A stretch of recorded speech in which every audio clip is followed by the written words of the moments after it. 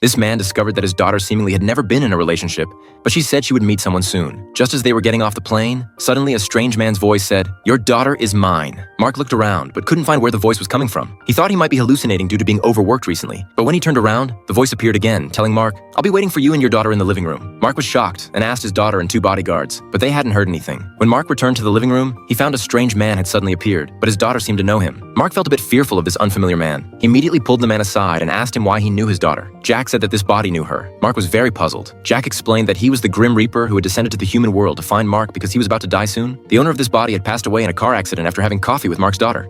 It turns out that earlier that day, Jack and Susan had met at a coffee shop. They discovered that their values and perspectives were uncannily similar, even down to their coffee drinking habits. What was even more surprising was that despite not knowing each other, they could chat for a long time. When they parted ways, they wanted to express their fondness for each other, but for some reason, they just didn't have the courage to ask for each other's contact information. As they separated, they looked back at each other's silhouette several times, but always managed to perfectly avoid the other's gaze.